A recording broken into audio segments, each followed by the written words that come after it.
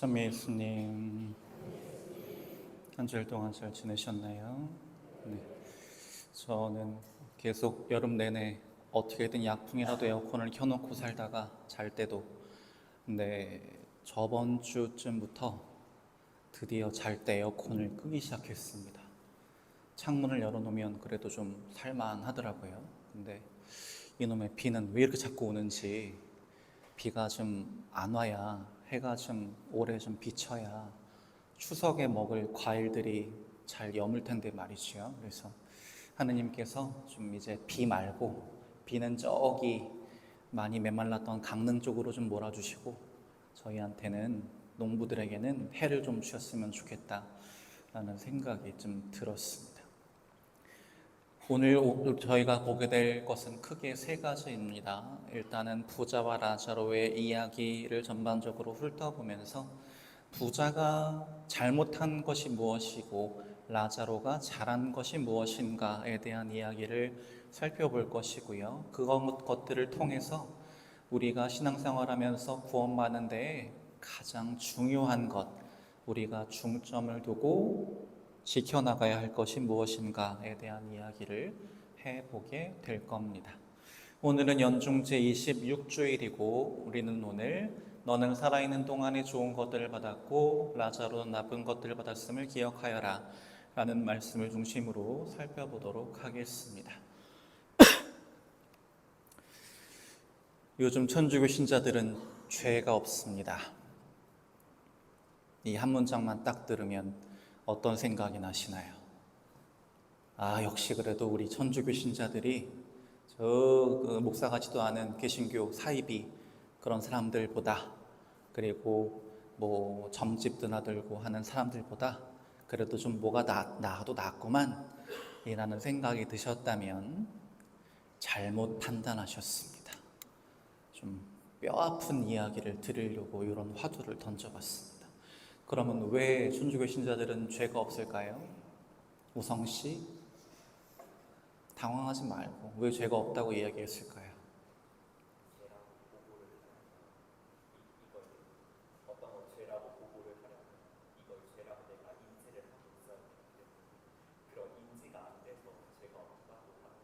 오, 역시 넌 박사를 해야 해. 좋았습니다. 자, 고해소에 앉아있으면 드는 생각입니다. 왜 그럴까? 고해소에 들어오셔서 이야기하시는 것들을 잘 들어보면, 제가 한번 얘기한 적 있죠. 어린이들이 판공 때 고해하는 주요 항목들, 부모님 말씀 안 들었습니다, 언니 오빠 누나 동생이랑 싸웠습니다, 친구랑 싸웠습니다, 숙제 안 하고 놀았습니다 등등등. 근데 어른들은 뭐 얘기할까요? 차라리 애들은 다양한 거예요. 어른들은 딱 이거 하나가 제일 많습니다. 어쩔 수 없이 주일 미사에 빠졌습니다. 거의 한 7, 80% 신자분들이 요 얘기하십니다. 그리고 가끔 가다가 가물에 콩나듯 아주 디테일한 삶 이야기를 하시는 분들이 있어요. 구구절절한 사연들을 쭉 읊으셔요. 근데 얘기를 좀 듣다 보면 중간쯤부터 좀 쎄하다 싶어요. 그래서 그게 어디 쪽으로 결론이 나냐면 둘 중에 하나예요. 제가 잘못을 하긴 했는데요, 그런데요, 왜 제가 그럴 수밖에 없었는지 좀 들어보세요. 거나 아니면 저는 어쩔 수 없었고 쟤 때문에 그런 거예요. 그나마. 심지어 판공성사가 되면 더 심각해집니다. 1년에 정말 잘해야 2번, 어떤 때는 1번 고해소에 들어오시는 분들이 고해소에 들어오셔서 아무 얘기 안 하고 가만히 계세요. 그러다가 갑자기 이 밖에 알아내지 못한 죄에 대해서도 통회하오니 사하여 주십시오. 그럼 저는 뭐지? 라고 생각하면서 잠깐만요 라고 하게 되죠.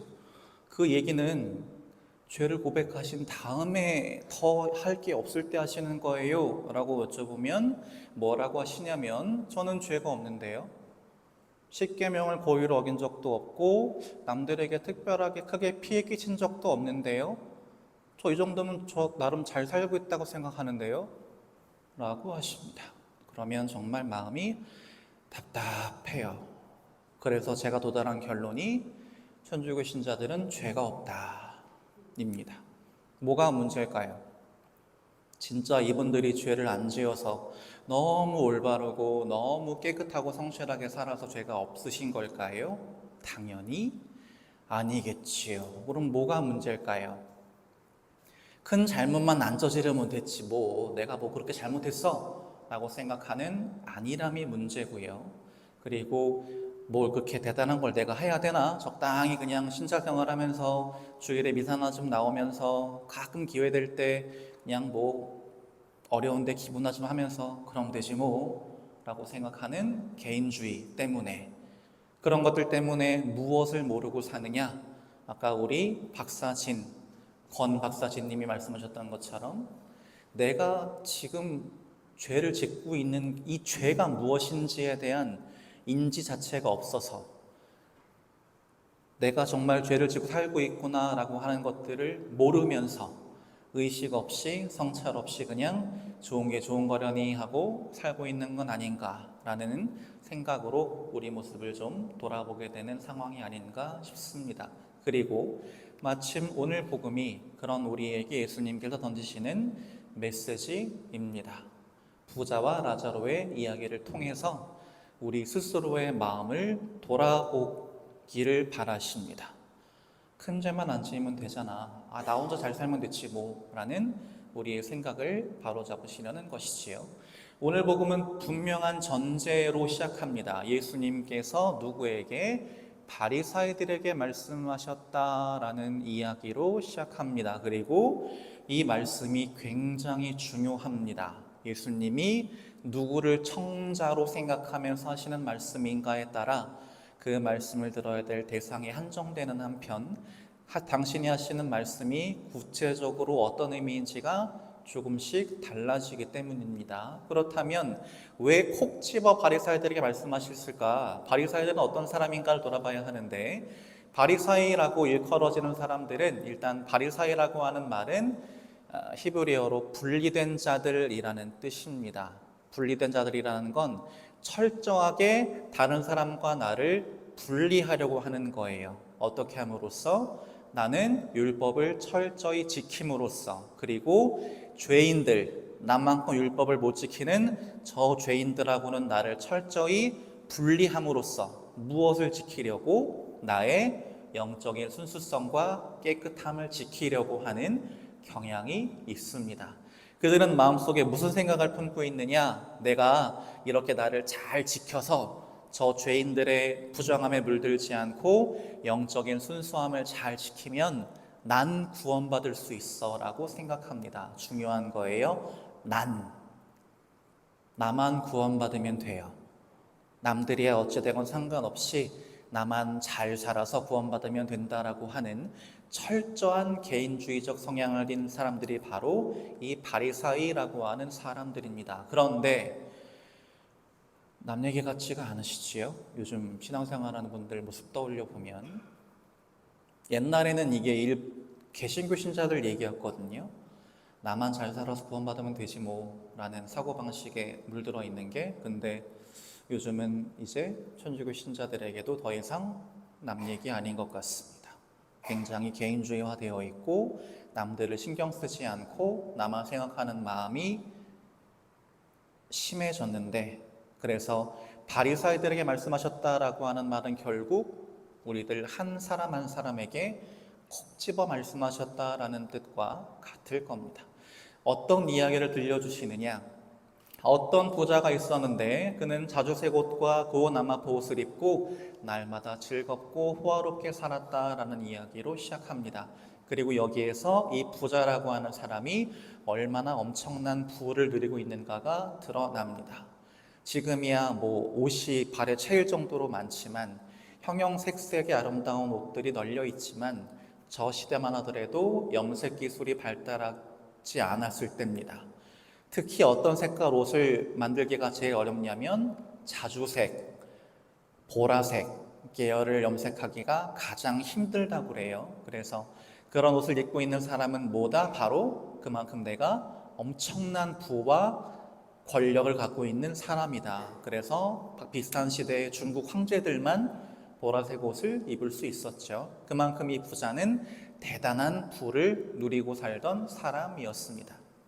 물론 이 사람이 그 부를 가지고 잘 먹고 잘 산 건 죄가 아닙니다. 그러나 문제는 뭐냐면 그 자기가 갖고 있는 부를 가지고 자기 혼자만 풍요롭고 부유한 생활을 누리려고만 했다라는 게 문제입니다. 그러다 보니 어떤 문제가 생겼냐? 자기 집 대문 앞에서, 늘 오며 가며 보는 대문 앞에서 가난과 질병으로 고통받고 있는 이웃이 늘 힘겹게 신음하고 있는데 그 이웃을 외면하고 무관심하고 그 사람에게 자선을 베푸는데 인색했다라고 하는 게 문제입니다. 물론 이 부자가 가진 게 그렇게 많은데 그 사람한테 베풀 게 없어서 그러진 않았을 겁니다. 그러나 가진 게 없어서 베풀지 못하는 것이 아니라 내 주변에 있는 어려운 이들을 돌볼 만큼, 살펴볼 만큼 마음의 여유가, 마음의 따뜻함이 없었던 것이 문제가 된 겁니다. 사실 라자로라고 하는 이름의 이 가난한 이가 그 부자에게 바란 건 진짜 작은 거였어요. 그것을 오늘 복음 말씀에서 뭐라고 이야기하냐면 라자로는 그의 식탁에서 떨어지는 부스러기라도 먹기를 간절히 바랐다라고 이야기합니다. 이 말은 부자가 먹고 남은 거 정도만 주세요도 아니에요. 그럼 무슨 뜻일까요? 그의 식탁에서 떨어지는 부스러기? 이 시대에 잘 나가는 부유한 이들은 밥 먹고 나면 손을 뭘로 씻었냐면요, 물로 씻은 게 아니라 빵으로 씻었답니다. 빵을 손에 문질러서 벅벅벅 닦으면 고기 먹고 뭐 먹고 하면서 손에 묻은 기름기가 잘 져서, 근데 이렇게 벅벅벅 문지르면 당연히 그 빵가루가 바닥에 뚝 떨어지겠죠. 그거를 보통 누가 먹었냐면 집에서 키우는 멍멍이들. 그렇다면 라자로가 바란 건 진짜 작은 수준이었어요. 큰 거 바라지 않았어요. 근데 부자는 그 작은 것조차 베풀지 못했던 것이죠. 무관심 때문에, 개인주의 때문에. 그러다가 이제 이 둘이 지상에서의 삶을 마무리하고 저 세상으로 넘어가게 됩니다. 그리고 부자가 저승에서 고통을 받으며 눈을 드니 저 멀리에 아브라함과 그의 곁에 있는 라자로가 보였다라고 오늘 복음 말씀은 기록되어 있습니다. 우린 여기서 한 가지 생각하게 됩니다. 부자는 왜 저런 벌을 받게 되었나? 왜 저승에 가서 활활 타오르는 불 속에서 타는 갈증으로 괴로워하게 되었나? 라는 생각을 자연스럽게 하게 되지요.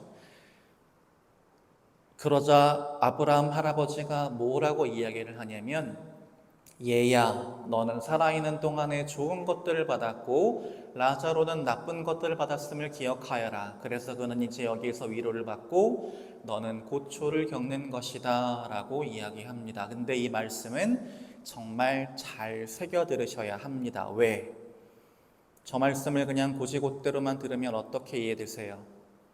지금 세상에서 떵떵거리며 잘 사는 빌 게이츠 이런 사람들은 야, 쟤들은 죽으면 끝장났구나. 그 말이 아니에요. 지금 이 세상에서 찢어지게 가난한 저 사람, 야, 하느님 나라만 가면 떵떵거리고 잘 살겠구나. 그 말이 아닙니다. 그럼 무슨 뜻일까요? 우리가 포커스를 둬야 할 부분은 제가 친절하게 밑줄 쳐드렸죠. 너는 살아있는 동안에 좋은 것들을 받았음을 기억하여라 입니다. 받았다고 했어요. 누가 주셨을까요? 제가 어려운 거 물어본 거 아닌데 누가 주셨을까요? 하느님이 주셨어요. 왜 주셨을까요? 부자 혼자 잘 먹고 잘 살고 떵떵거리고 뻑이라고? 당연히 아니겠지요.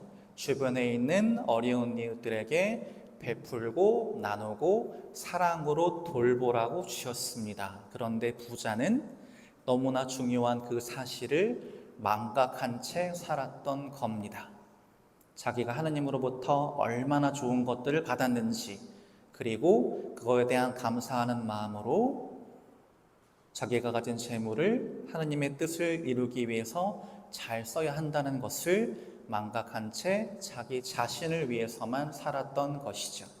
그런 점에서 우리가 기억해야 할 한 가지 중요한 진실은 이겁니다.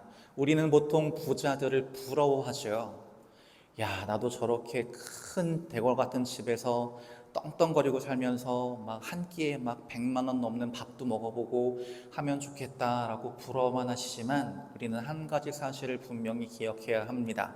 하느님께서 우리에게 주신 재물은 우리 혼자 잘 먹고 잘 살라고 누리는 권리가 아니라 소명이라는 것을 기억해야 합니다. 하느님은 많이 맡기신 사람에게는 많이 청구하시는 분이기 때문입니다. 내가 다른 이들에 비해서 많은 것들을 누리고 살고 있다면 그 누림을 통해서 내가 해야 할 소명이 그만큼 크다는 뜻입니다. 그것을 잊고 산다면 나중에 하느님 앞에 서게 됐을 때 아무것도 모르고 잘못한 사람들보다 더 많은 질책을 받고 더 많은 벌을 받게 되겠지요. 근데 오늘 복음에 나오는 부자의 모습을 보면 저는 늘 이런 느낌이 들어요. 참 뻔뻔하다라는 생각이 듭니다. 왜 그럴 것 같으세요? 이 사람 자기 집 앞에 있는 거지가 이름이 뭔지를 알고 있네요. 쉽게 아주 그냥 알고 있었어요. 라자로라는 이름을 갖고 있다는 것조차 알고 있었어요. 몰라서 안 베푼 게 아니었어요. 그럼에도 불구하고 모르는 척 하더니 당장 자기가 죽을 것 같으니까 어떻게 해요? 당연하다는 듯이 아브라함 할아버지, 저 라자로를 좀 저한테 보내주세요. 손에 물을 찍어서 제 혀를 좀 적시게 해주세요 라고 아브라함 할아버지한테 청합니다. 근데 이렇게 청하려면 사실은 누구의 동의가 필요하죠? 라자로의 동의가 필요하죠. 그리고 그런 라자로의 동의를 구하려면 어떻게 살았어야 하죠? 사는 동안 단 한 번이라도 라자로에게 베풀었어야죠. 근데 아무것도 안 하더니 너무나 뻔뻔스럽게도 당연하다는 듯이 라자로에게 요구합니다. 왜 그랬을까? 부자는 아마 이렇게 생각했을 거예요. 저 가난하고 볼품없고 저 병든 사람 내가 이렇게 잘 먹고 잘 사는데 아무런 도움도 안 돼. 그러니 굳이 내가 잘해줄 필요도 없고 다가갈 필요도 없어 라고 생각했기 때문에 라자로에게 갈 수 있는 문을 닫아버렸습니다. 그랬기 때문에 라자로가 더 이상 보이지 않게 됐고 자기 혼자 높은 성에 갇혀서 사는 꼴이 되어버렸죠. 근데 부자는 사는 동안에는 몰랐을 거예요. 무엇을? 자기가 저 세상에 넘어가서 고통받고 있을 때 자기 목에 물 한 방울이라도 줄 수 있는 은인은 자기가 그렇게 무시했던 라자로밖에 없다는 걸 몰랐을 겁니다. 몰랐으니까 그랬겠지요. 우리에게 하시는 말씀이에요. 때로는 정말 나한테 필요 없어 보이는 사람, 때로는 나를 진짜 아프게 찔러대는 그 한 사람이 나중에 나에게 구원이라고 하는 것을 가져다주는 은인이 될 수 있다는 뜻입니다. 그러니 한 사람 한 사람 소중히 여기며 잘해주어야겠지요. 그러나 부자는 그러지 않았습니다. 그리고 그 결과 어떻게 되었느냐? 아브라함 할아버지가 이야기하죠. 내가 너 참 딱하게 생각하는데 네 목을 축여주고 싶어도 너와 우리 사이에는 너무나 넓고 깊은 구렁이 있어서 거기서 이쪽으로 올 수도 없고 여기서 그쪽으로도 갈 수가 없구나라고 안타까움을 담아서 이야기합니다. 그럼 여기서 두 번째 궁금증이 생기죠. 이 깊은 구렁은 누가 만들었을까요? 하느님의 심판, 하느님의 징벌일까요? 안타깝지만 아닙니다. 그럼 누가 만들었을까요? 부자가 만들었습니다. 어떻게? 라자로를 볼 때마다 마음이 불편했겠죠. 그래서 자꾸만 자기 혼자 무관심이라고 하는 구덩이를 파서 그 안으로 자기가 점점 들어갔던 겁니다. 들어가다 보니 어느 순간 그 안으로 쏙 들어가 버렸어요. 더 이상 라자로가 안 보이네. 이제 신경 안 써도 되겠지. 마음 편해졌던 겁니다. 그러나 눈에 안 보인다고 라자로가 없는 게 아니죠. 부자가 했어야 될 일은 이겁니다. 세상에 살아있는 동안 사는 내내 자비를 베풀고 사는 내내 사랑을 실천할 수는 없더라도 어느 순간 내가 심판의 순간을 마주하게 됐을 때 저승에서 하나님 나라로 건너갈 수 있는 다리 정도는 만들어 놓았어야 했습니다. 어떤 다리?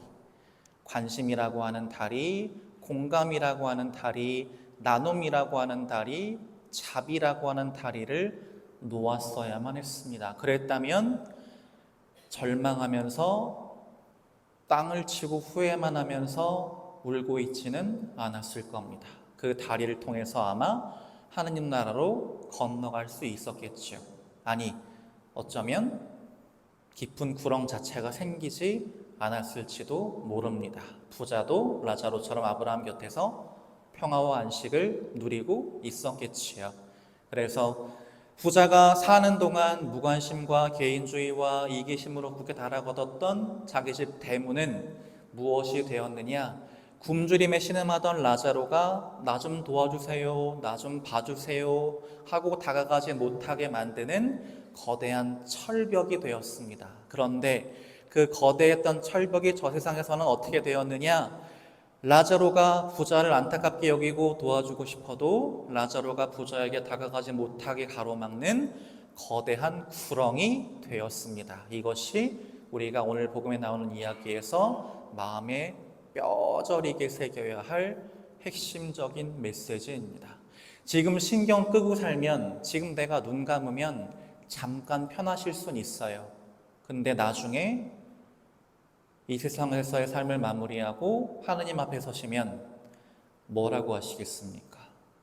너 왜 그때 그 친구 안 도와줬어? 나 그때 그게 사실은 나였는데 라고 하신다면 우리는 하느님 앞에서 한마디도 할 수가 없게 되겠죠. 근데 다행히 부자가 마음속까지 쓰레기는 아니었어요. 적어도 가족을 생각하는 마음은 있었습니다. 그래서 아브라함 할아버지한테 뭐라고 부탁하느냐면, 아브라함 할아버지, 그러면 저는 어쩔 수 없으니 저에게 5명의 형제가 있는데 라자로를 다시 살려서 그들에게 보내셔서 그들에게 좀 경고하게 해주세요. 니들 그렇게 살지 말라고 하고 아브라함 할아버지에게 간절히 부탁드립니다.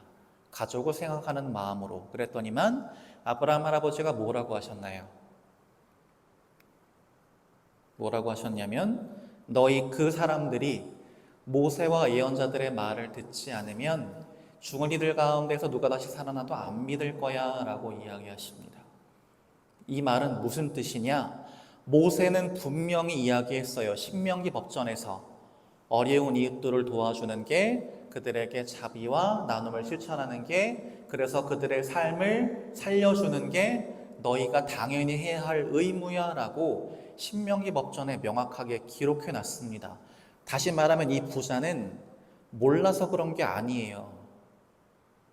자기가 그렇게 해야 된다는 걸 알면서도 안 한 겁니다.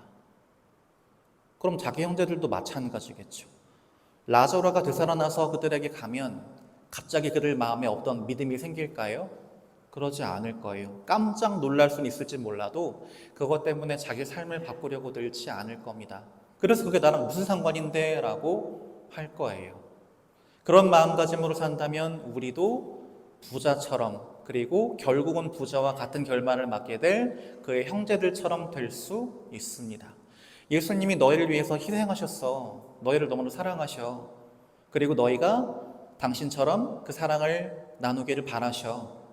그래야 니네가 구원받을 수 있어. 제가 백날 얘기해도 그게 저랑 무슨 상관인데요?